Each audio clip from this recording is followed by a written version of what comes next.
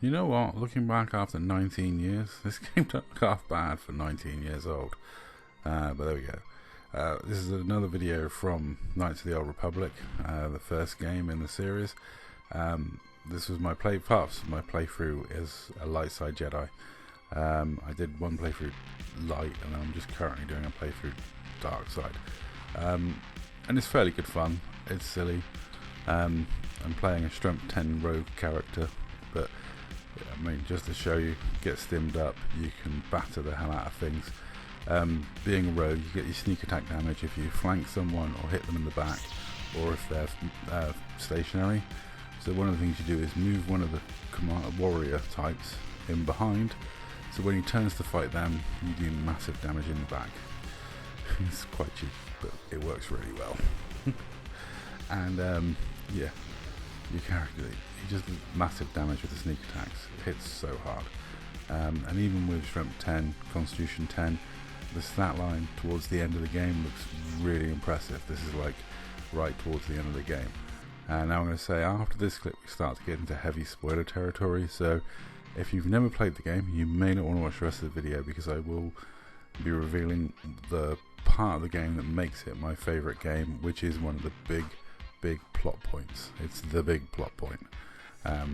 You know, we're talking usual suspect level reveal here, so if you've not played the game, I would recommend clicking away, because this is massive spoiler territory. But as you can see, you can make your character ridiculously strong. I mean, ridiculously strong. Light side or dark side, you can make them really strong, even though you don't have any strength or constitution at the start. It's crazy. You know, but I love D&D character building, and I've played D20 roleplay games forever. So, you know, learning to game, you have to think of it as like a sorcerer character. So it's all about charisma, dexterity for defense, charisma for the power and potency of your spells, a bit of intelligence for a bit of skills, and a bit of wisdom for your saving throws. But it's all about that charisma that's the power. Now, the game is a group of moral choices as you go through the game. You choose whether you're good, bad, how you behave in the game. And those choices lead you down two paths. You're either good or you're evil. You can actually play it as neutral as well, pretty much. But it's your moral choices that have an effect on the gameplay, which characters you interact with, and how the game goes. And there is a massive thing in the middle of the game. A huge reveal, which I'm going to show to you now. So again, huge spoiler alert.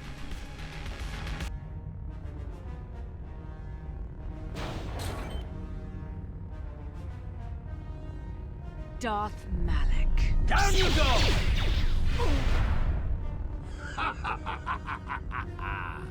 I hope you weren't thinking of leaving so soon, Bastila. I spent far too much energy hunting down you and your companions to let you get away from me now. Besides, I had to see for myself if it was true. Even now, I can hardly believe my eyes.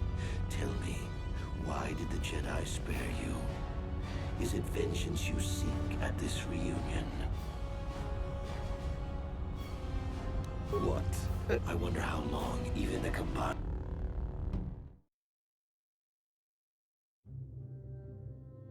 The Jedi do not believe in killing their prisoners.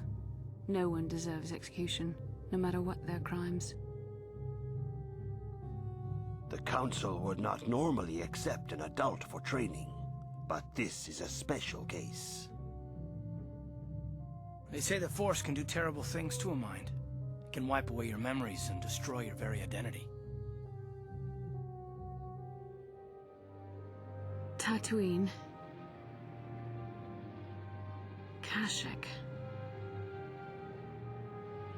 Manaan. Korriban. Revan visited each of these worlds, searching for clues to reveal the hidden location of the Starforge. The lure of the dark side is difficult to resist. I fear this quest to find the Starforge could lead you down an all too familiar path. What greater weapon is there than to turn an enemy to your cause, to use their own knowledge against them?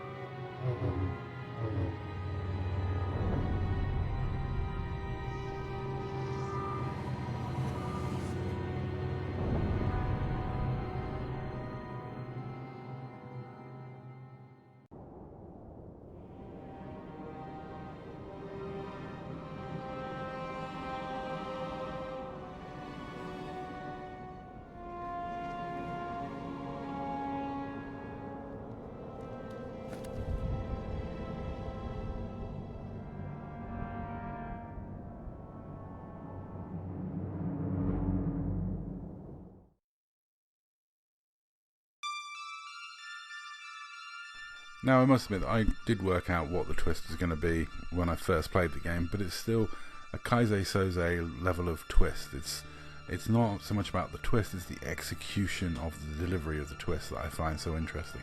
I guess who Kaise Soze was, but it didn't ruin or diminish the moment in the film where the truth is revealed to the characters. It's brilliant. It's a lovely bit of storytelling. It's a very well done sequence for a video game, especially a 19-year-old video game.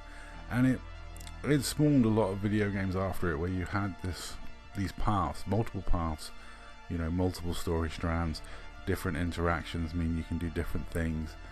You interact better or worse with certain NPCs depending on whether you're good or evil, and you unlock different storylines whether you're good or evil. I prefer playing it as Dark Side because you can just skip over a lot of the annoying bits by just killing everyone. But this time I played it through as a good guy, and then I played it through as a bad guy. It's a fun storyline to play through. Whether you know the twist or not, it's still a fun storyline. There's so much replayability because there's so many little side quests, silly things you can do. Trying to remember everything you can do. The first playthrough I did when I got back, I missed a massive part out, and I was like, oh yeah, I forgot all about that. There's also some very interesting puzzles in it and fun little puzzle bits. I thought I'd leave this bit in just to show the plot armor that this guy has. So basically I'm now going to take lots of drugs because that makes me compensate for my lack of strength and constitution. Bit of some battle stimulants, and you know, I'm going to cast Force Immunity, so I'm immune to his powers. Force Speed, so I can do so many attacks in a turn, and then no, not going to stun him, but just whiz in, and then yeah, I take him out that easily. So really, when you look at it, it's pretty much plot armor. I'm already cutting him to pieces like that easily. So the storyline has to give him some plot armor to get away from me, which is just hilarious. But anyway, I'll show you the next bit.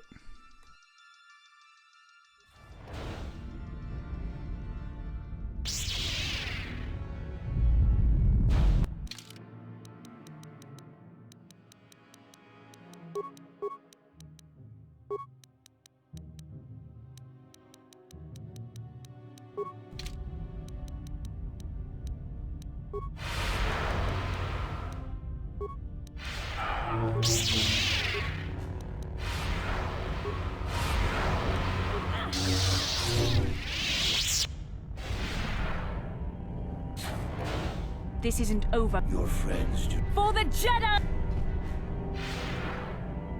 I'll hold Malakoff. You two get out of here. Find the Star Forge. No, Bastila, he's... No! The door's sealed. We can't... Bastila doesn't stand a Bastila sacrifice.